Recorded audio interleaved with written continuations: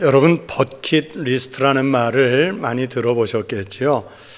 버킷리스트, 평생에 꼭 해보고 싶은 일이나 아니면 죽기 전에 해보고 싶은 일들을 적은 목록을 버킷리스트 이렇게 말을 하죠. 벌써 한 10년, 15년 지난 훨씬 더 전에 이 버킷리스트라는 제목의 영화가 유명해지면서 우리나라에서도 크게 히트를 치면서 이제는 익숙한 말이 됐습니다. 그 영화에 보면 남자 주인공 두 사람이 병원에서 시한부 판정을 받았는데 자기네들이 죽기 전에 병원에 입원해 있지 말고 여행을 떠나자, 버킷리스트를 작성을 해요. 그래서 그 목록을 적어가지고 시한부 판정을 받은 환자 두 사람이 여행을 가는 겁니다. 저도 그 영화가 세밀하게 내용까지 다 기억나지는 않지만 아무튼 그 영화를 보면서 참 많은 감동을 받았던 그런 기억이 아직도 남아 있습니다. 저도 인생을 여기까지 살아오면서 꼭 해보고 싶었던 일들을 정리한 적이 여러 번 있는데 나름대로 정리한 것들을 성취하기도 하고 아직도 마음 먹고 있고 앞으로 하고 싶은 이런 일들이 여러 가지가 있어요. 예를 들면 이런 것이 있습니다. 젊은 날 목사 안수를 받기 전에 전도사 시절에 내가 안수 받기 전에 꼭 성지 이스라엘을 좀 다녀왔으면 좋겠다 마음을 먹었는데 나중에 다녀왔어요. 안수 받기 전에 다녀왔어요. 내가 장로교 목사가 될 것인데 우리 장로교의 근간이라고 할 수 있는 깔뱅의 기독교 강요를 워낙 큰 대작이니까 읽기가 쉽지 않은데 그래도 목사 안수 받기 전에 이거 읽어봐야겠다. 아주 작심하고 한 2년 걸쳐서 그 책을 다 읽어냈어요. 대학생일 때 학교 그 교양 수업 중에 기독교 미술사라는 과목이 있었는데 왜 그랬는지 모르겠는데 그 교과서 미술책을 넘기다 보니까 책이니까 손바닥만한 그림이었는데 엘 그레코라고 하는 아주 유명한 기독교 작가가 있는데 그 작가의 그림 중에서 오순절 성령 강림 또 십자가 위에 예수 그리스도 이런 그림에 제 마음이 꽂혔어요. 내가 언젠가는 이 그림을 실물로 한번 꼭 봐야겠다 이렇게 마음을 먹었는데 이제 수십 년이 지나서 제가 스페인 마드리드에 가면 세계 3대 미술관이라고 하는 프라도 미술관이 있는데 거기에 엘 그레코의 그림들이 많이 있어요.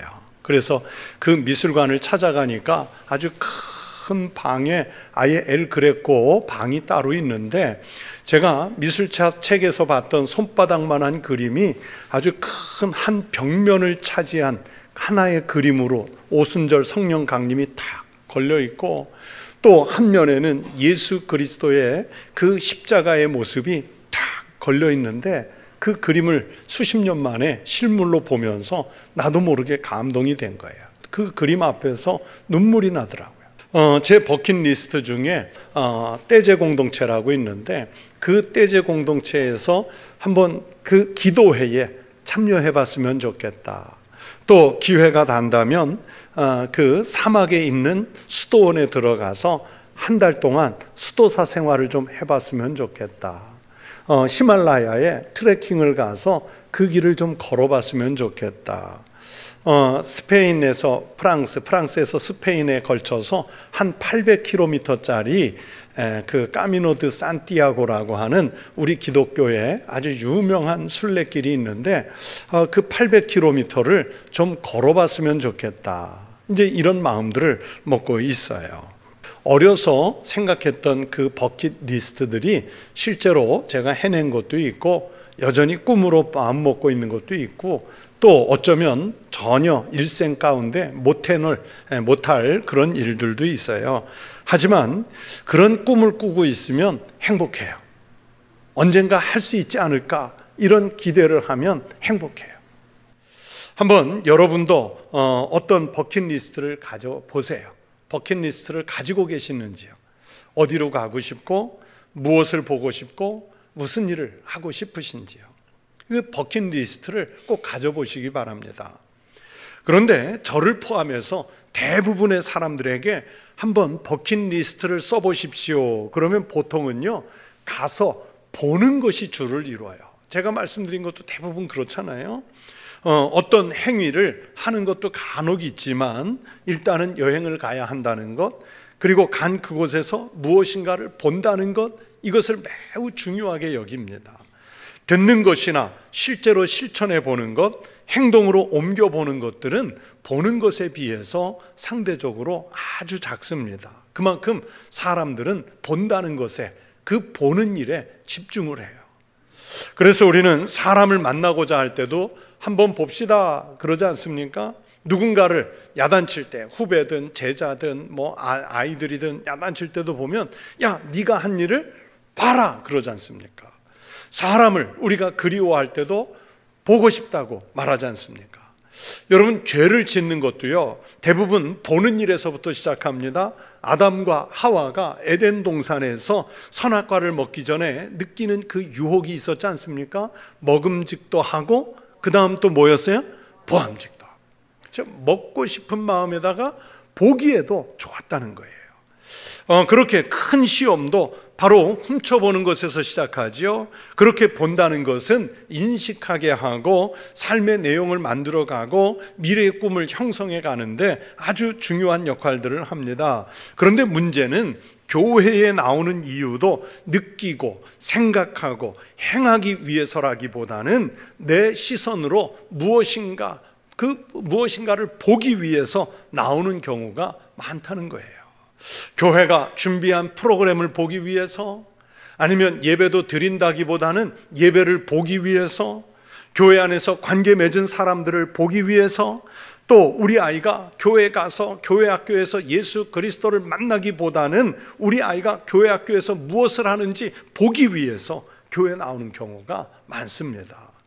과연 하나님께서 우리를 부르신 목적에 맞추기 위해서 교회를 오는 것인지, 아니면 그냥 교회 와서 보는 행위로 모든 것을 끝내는 것은 아닌지 구별해 볼 필요가 있습니다.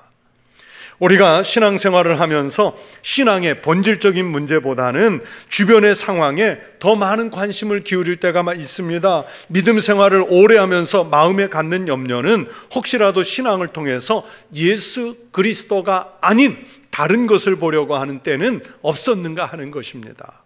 우리가 교회 나올 때 마찬가지죠. 교회 출석하면서 교회를 통해서 하나님을 만나고 예수 그리스도를 뵙기보다는 우리의 안위와 우리의 위로만을 찾으려고 할 때가 너무 많아요.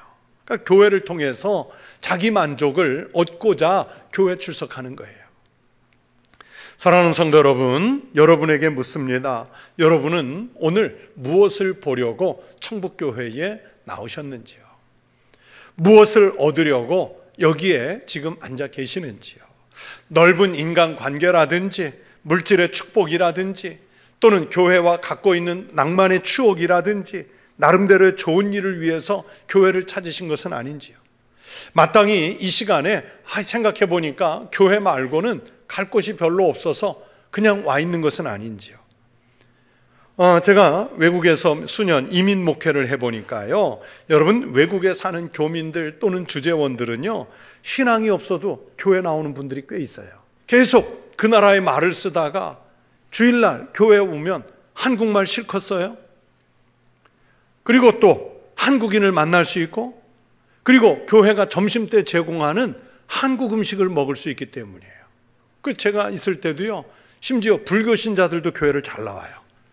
불교 신자들도 교회를 잘 나와요. 한국말하고 한국인 만나고 한국 음식 먹으려고. 그러니까 교회 나오는 그 목적이 본질과는 다르다는 얘기죠. 여러분은 무엇을 보려고 나갑니까? 무엇을 보시기 위해서 교회를 찾으셨습니까? 오늘 읽은 마태복음 11장 이 본문의 말씀에서 너희가 무엇을 보려고 광야에 나갔더냐?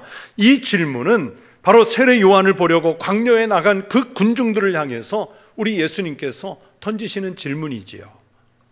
이 질문은 군중들이 도심을 떠나서 요한이 설교하고 있던 유대 광야까지 갔던 이유가 무엇이었는지를 묻는 내용이지요. 유대 군중들은 세례 요한이 유대 광야에서 회개의 세례를 베풀었을 때 때를 지어서 그에게 나아갔지만, 그러나 요한이 왜 왔는지, 요한이 지금 이 광야에서 무엇을 외치는지 그걸 알지 못한 채로 그냥 요한 앞에 사람이 많이 모인다니까 그냥 그걸 보려고 군중 심리에 이끌려서 부안해동하면서 끌려가는 거예요.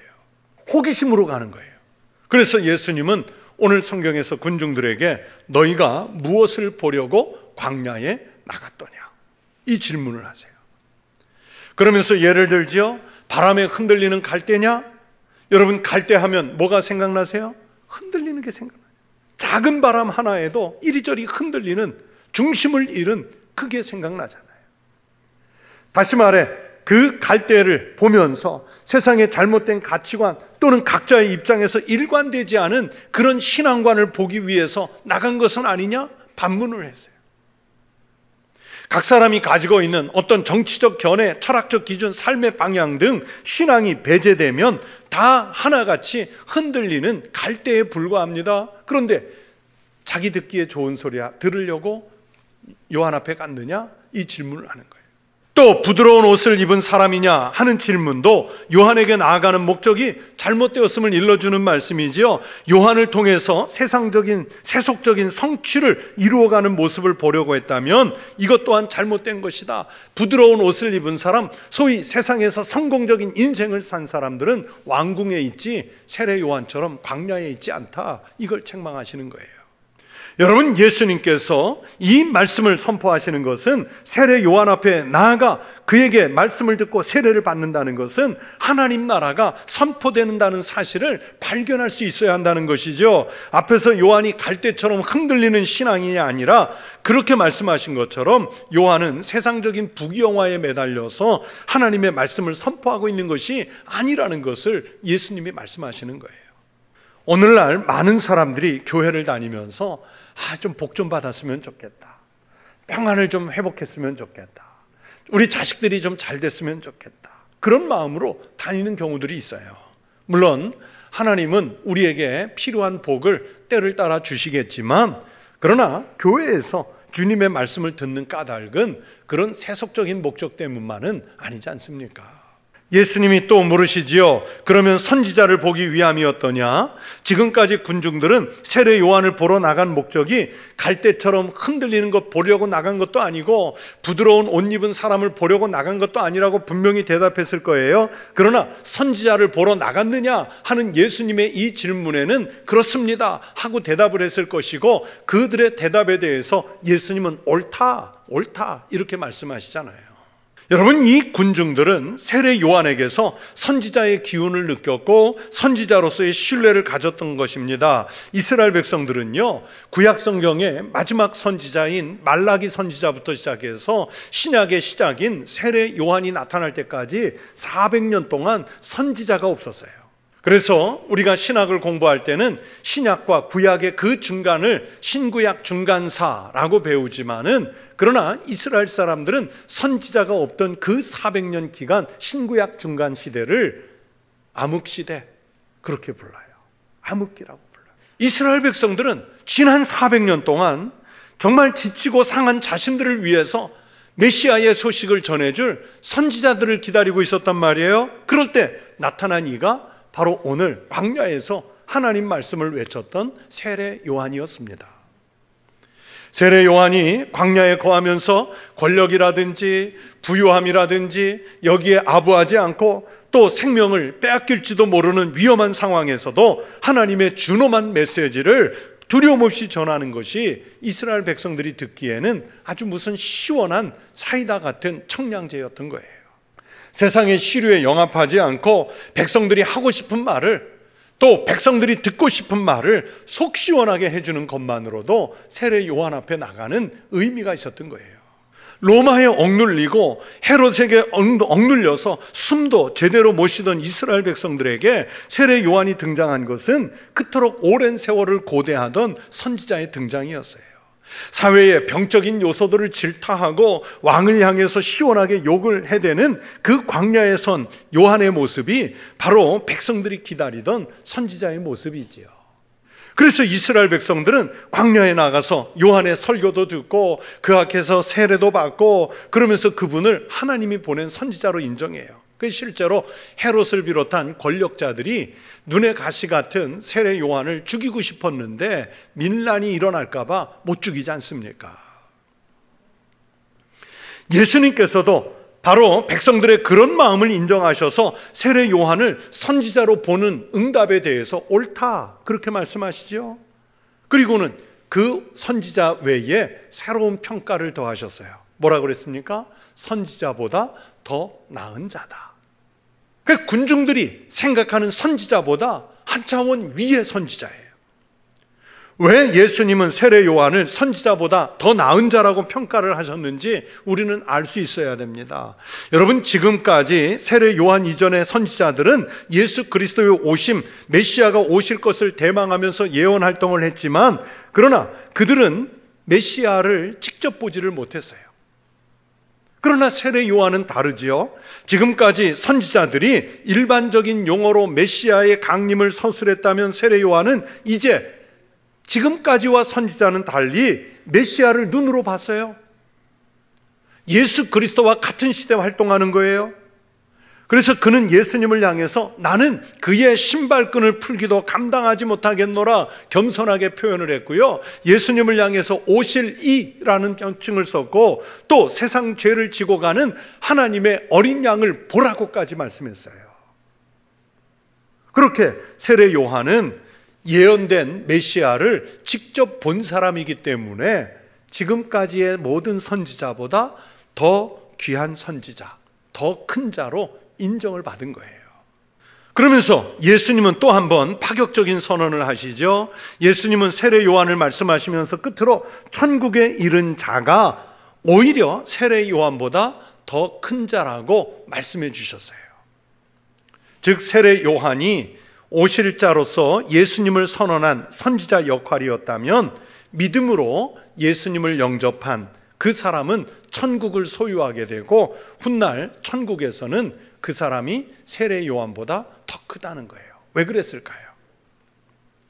세례 요한은 예수님보다 조금 앞서 와서 오실 메시아를 선포한 것이 위대한 사역이었지만, 그러나 다른 한편으로 생각하면 세례 요한은 좀 더 일찍 죽었기 때문에 자기가 죽고 난 다음에 일어나는 예수님의 십자가 사건을 못 봤어요. 십자가에서 죽으시는 예수님을 못 봤어요. 죽음을 이겨내시고 부활하시는 예수님을 못 봤어요. 그리고 예수님이 승천하신 다음에 교회의 역사, 성령의 강림 사건을 경험해 보지를 못했어요. 그러니까 세례 요한은 그의 사역의 한계성을 드러냈지요. 그러나 예수님의 제자들이나 우리는 예수 그리스도를 믿음으로 영접한 다음에 예수님의 죽음을 압니다. 예수님의 부활을 압니다. 예수님의 승천을 알고요. 예수 그리스도의 영이신 성령께서 이 땅에 강림하셔서 교회를 형성하게 하시고 우리가 믿음으로 예수 그리스도를 다시 볼 수 있는 그런 역할을 하시잖아요. 다시 말하면 오늘 본문에서 예수님이 말씀하시는 핵심은 예수님의 부활을 목격하는 것, 예수 그리스도의 승천을 목격하는 것, 성령의 강림을 실제 삶에서 경험하는 것, 이게 신앙의 진짜 핵심이라는 거예요. 이 목격이 없으면 우리의 신앙은 아무 소용이 없어요. 오늘날 우리들의 신앙생활 속에서도 그렇습니다. 여러분, 교회 나오면서 예수를 만나는 것이 주 목적이기보다는 오히려 예수님이 뒤로 물러나 있어요. 교회 나와서 예수님을 만나고 그분을 통해서 은혜 받고 구원을 사모하는 것이 아니라 친교를 위해서 교회 나오고 또는 이익을 위해서 교회 나오고 또는 가정의 평화를 위해서 교회 나오고 하는 일들이 종종 있어요. 그리고 교회에다가 무슨 쇼를 보여달라, 프로그램을 만들어 달라, 아니면 다른 교회가 제공하는 톡톡 튀는 무슨 행사들을 해달라, 그러면서 정작 예수님은 없어요.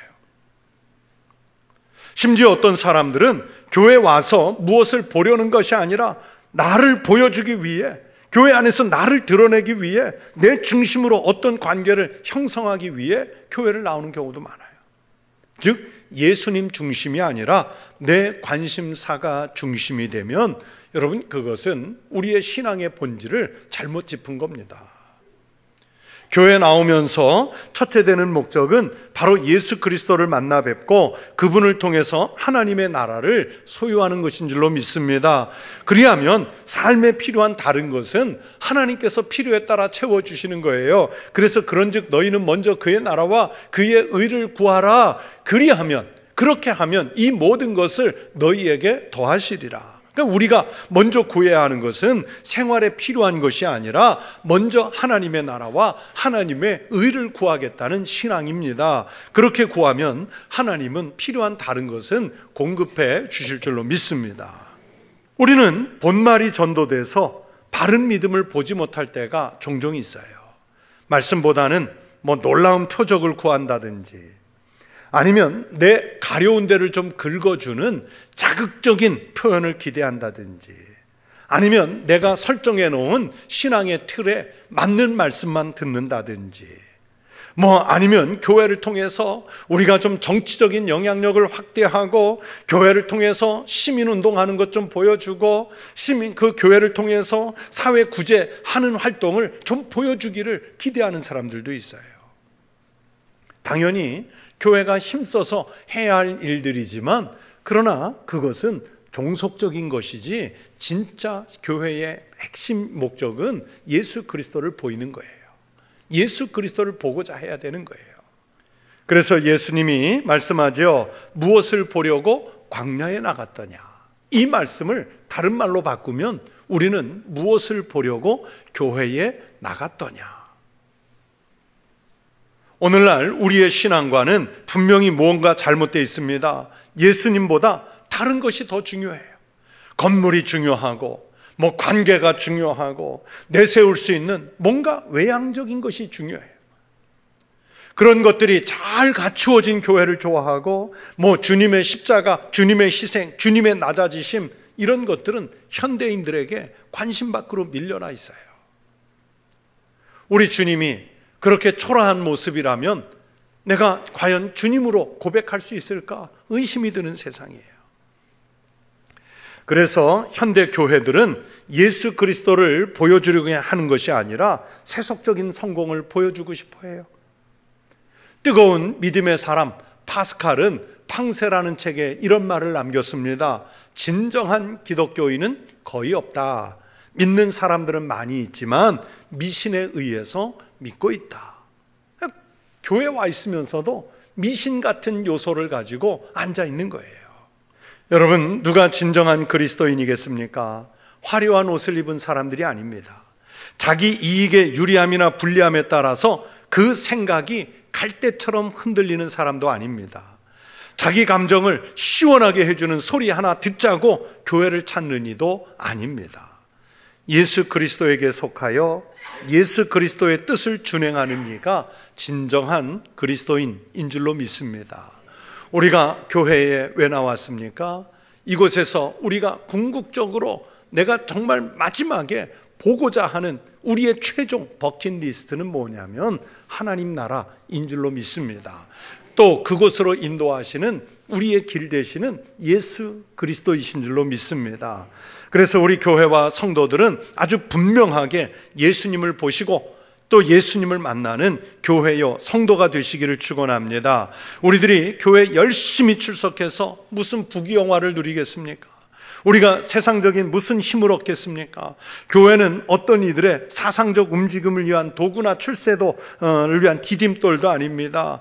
무슨 시민운동의 또는 정치적 세력 확장의 장소도 아닙니다. 교회는 바로 예수님을 만나는 장소인 줄로 믿습니다. 우리의 믿음이 온전히 고백되는 곳인 줄로 믿습니다. 오직 하나님께만 영광을 돌리는 거룩한 성소여야 할 줄로 믿습니다. 이곳에 오셔서 우리 주님 예수 그리스도 꼭 만나시고 꼭 보시고 천국을 보기 위해 나의 삶을 신앙으로 전환시키는 복된 역사가 있기를 주의 이름으로 축원합니다.